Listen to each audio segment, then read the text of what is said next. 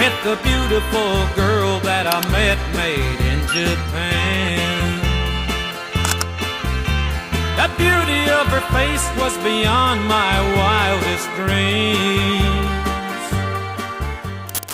Assalamualaikum warahmatullahi wabarakatuh. Perkenalkan, nama saya Pramustini Larasati dengan NIM 0325110002. Di video ini saya akan mengedukasi pelaku UMKM yaitu laundry self service. Nah, di sini sebelum saya mengedukasi, sebelumnya saya juga sudah survei tempatnya untuk mengidentifikasi bahaya kimia yang ada di laundry self service ini. Dan di sini saya lagi ada sama Kakak Henry. Nah, Kakak Henry izin saya mau edukasi tentang bahaya kimia yang ada di laundry. Nah, di sini yang pertama sumber bahaya di laundry itu biasanya dari deterjen bubuk dan cair. Yang kedua biasanya ada pewangi pakaian. Yang ketiga biasanya ada pemutih pakaian, disinfektan, penghilang noda ataupun uap dan percikan bahan kimia saat pencampuran. Nah, bahaya kimia yang ada di sini tuh sebenarnya banyak. Nih, yang pertama itu ada natrium hipoklorit. Nah, natrium hipoklorit ini biasanya ada di pemutih.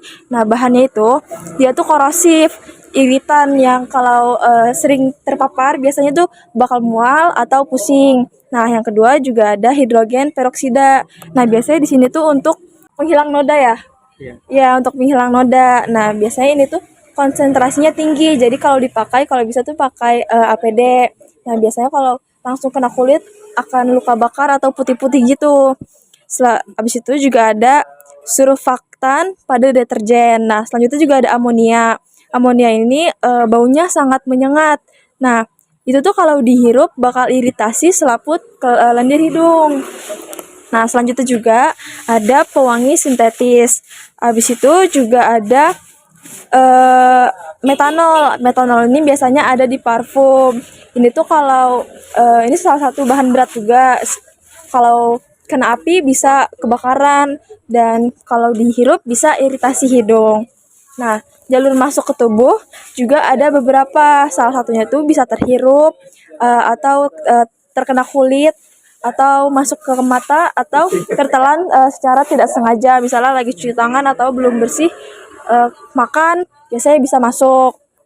Nah, dampak dari bahan kimia yang ada di laundry ini itu kalau dampak pendeknya biasanya iritasi saluran pernapasan, mata merah dan perih, gatal atau iritasi kulit, mual dan pusing, dan reaksi alergi. Itu tuh kalau alergi tergantung sama tahan tubuh orangnya juga.